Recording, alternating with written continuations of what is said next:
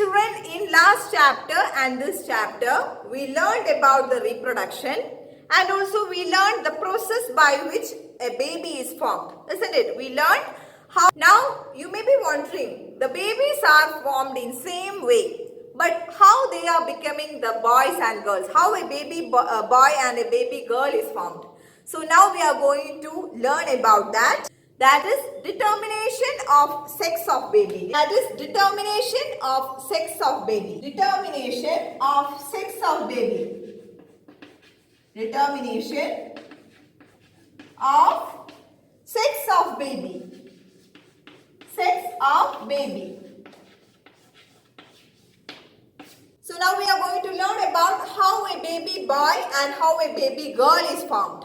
So we have learned about cells in our previous chapters, and also we learned the parts of cells, isn't it? There we learned about nucleus, isn't it? What is the function of the nucleus? Can you recollect what is the function of the nucleus? Yes, the nucleus contains genetical factors. We learned like that, isn't it? And we learned the nucleus contains chromosomes, isn't it? So this chromosomes, each cell of a human being is having 23 pairs of chromosomes. That is, each cell has how many pairs? 23 pairs of chromosomes.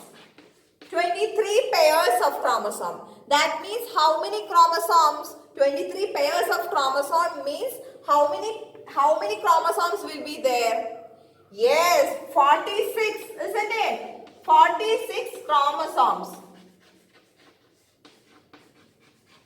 Yes, so each cell contains chromosomes and each cell have how many chromosomes? 23 pairs of chromosomes. That means 46 chromosomes are present in each cell, isn't it? Now, out of this 26 chromosomes, 44 chromosomes are autosomes. 44 chromosomes are autosomes. Now, how many chromosomes are left? Yes, 2 chromosomes are left, isn't it? So, these 2 chromosomes are called sex chromosomes. What are they called? Yes, sex chromosomes. Sex chromosomes. So dear children, we are learning what determines the sex of a baby. So human body is made up of cells, isn't it? And each cell is having 23 pairs of chromosomes. 23 pairs of chromosomes. That means 46 chromosomes are present in each cell. Okay, each cell 46 chromosomes are made. Likewise, many cells are likewise million cells are there in humans, isn't it? So among that cells, each cell have 46 chromosomes. Now, among those 46 chromosomes, 44 chromosomes are autosomes. 44 chromosomes are autosomes. Now, other 2 chromosomes are sex chromosomes. These 2 sex chromosomes are different in males and females. The chromosomes are same, whereas these 2 sex chromosomes differs in male and female. Now we are going to focus on these 2 sex chromosomes. So the rest of the things I am going to discuss based on sex chromosomes. Okay, now this sex chromosome in females, sex chromosomes. In females, sex chromosomes are represented as X and X. It is same. The sex chromosomes in females are same. So they are represented as XX. That means 2X. 2 sex chromosome XX. Okay. Now in the case of males. Now in males, the 2 sex chromosomes in males are different in nature. Hence they are represented as XY. So the sex chromosomes in females are same. Hence they are represented as XX. Whereas in males, the sex chromosomes differs. Hence they are represented as concept.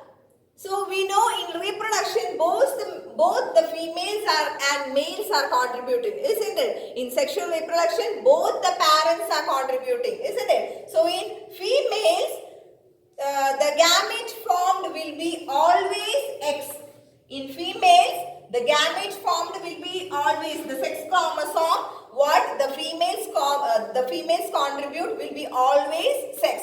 The sex chromosome female contributing will be always X. Now the male can contribute two type of sex chromosomes, that is X and Y. Okay, so the males can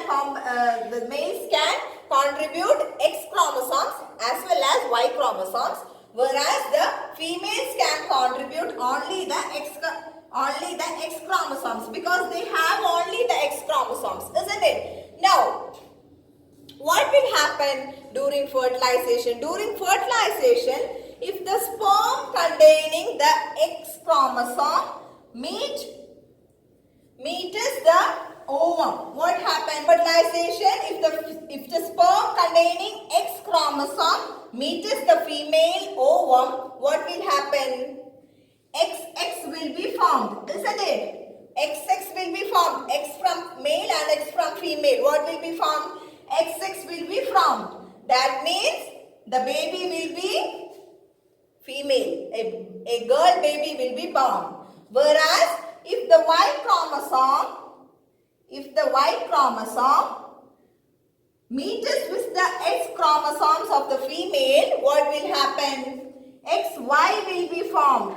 XY is always male baby, isn't it? A boy baby will be formed. So that is how the sex is determined for a baby. Okay, so the baby become boy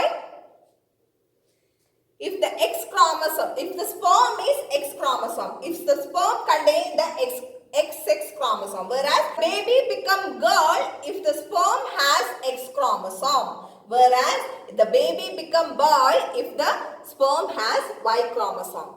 So dear children, now I hope you understood how the determination of sex of the baby happens. That means the determination of the sex of the baby always depend on the father's sperm. If the sperm fusing the ovum is X in nature, the baby will be girl. Whereas if the sperm fusing is Y in nature, the baby will be boy. So the sex of the baby is depending upon the sex chromosome of the sperm. That also means the sex of the baby is depending totally upon the father's sperm, nature of the father's sperm, not based on the mother's egg, nature of the mother's egg, because mother's egg always has two X chromosomes, whereas for the father's sperm there is a chance for X and Y. So that is how the determination of the sex of the baby happens. So dear children, by this we are ending today's class. So as I always used to tell, kindly go through your textbook.